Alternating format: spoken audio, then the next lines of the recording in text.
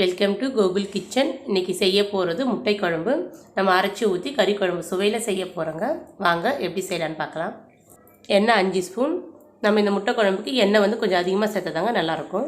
சோம்பு 1/2 ஸ்பூன், கொஞ்சமாக கருவேப்பிலை, பெரிய வெங்காயத்தை 2 பொடிசாக கட் பண்ணி சேர்த்துருக்கேங்க. வெங்காயம் நல்லா வதங்கட்டும்.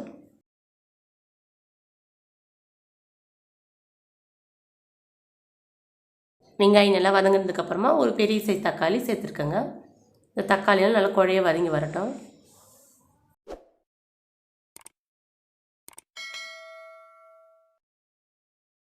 சின்ன தேங்காவெல்லாம் பாதி அளவுக்கு மேலே இருக்க தோலெல்லாம் எடுத்துகிட்டு தேங்காவை கட் பண்ணி வச்சுருக்கேங்க.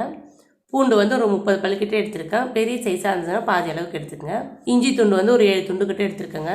2 ஸ்பூன் மிளகு, 1 ஸ்பூன் சீரகம், 1/4 ஸ்பூன் அளவுக்கு சோம்பு, 2 பட்டை, 2 கிராம்பு எடுத்துருக்கேங்க. இதெல்லாம் சேர்த்து அரைச்சி நல்லா பேஸ்ட் மாதிரி எடுத்துக்கலாம். வெங்காயம் தக்காளி நல்லா வதங்கிடுச்சிங்க. இப்போ 1/4 ஸ்பூன் அளவுக்கு மஞ்சள் தூள் போடுறேன்.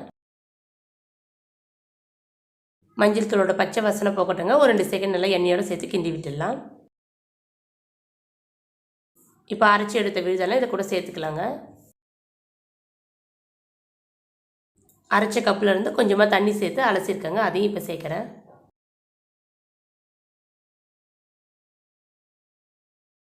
அரைச்ச விழுதோட பச்சை வாசனைலாம் போக்கட்டுங்க. எண்ணெயோட சேர்த்து கொஞ்ச நேரம் நல்லா கிண்டி விட்டுடலாம். குழம்புக்கு தேவையான அளவு உப்பு. இப்போ இந்த விழுதெல்லாம் நல்லா சுண்டி எண்ணெய்லாம் மேலே நல்லா பிரிஞ்சு வரணுங்க. ஒரு 5 நிமிஷத்துக்கு நம்ம மூடி வைக்கலாம்.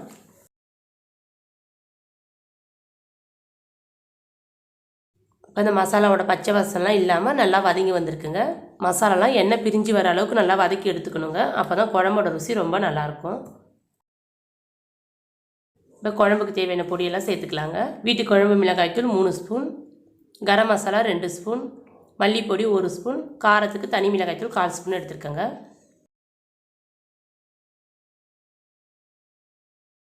இந்த மிளகாய்த்தூளோட பச்சை வாசனைலாம் போகட்டங்க. 1 நிமிஷத்துக்கு நல்லா கிண்டி விட்டுடலாம்.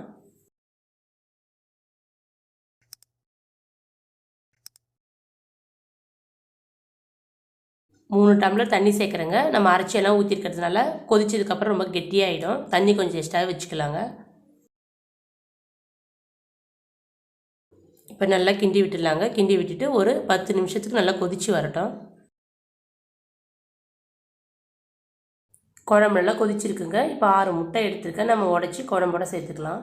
முட்டை சேர்க்கும் போது நம்ம அடுப்பை வந்து ஃபுல் சிம்மில் வச்சுக்கலாங்க. வேகமாக வச்சோம்னா அந்த முட்டைலாம் குழம்போட சேர்த்து நல்லா மிக்ஸ் ஆகிடும். இப்போ ஒவ்வொரு முட்டையாக கொஞ்சம் கேப் விட்டு நம்ம சேர்த்துக்கலாம். முட்டை நல்லா வேகட்டுங்க. நம்ம ஒரு 5 நிமிஷம் மூடி வச்சிடலாம். இப்போ திறந்து பார்க்கலாங்க.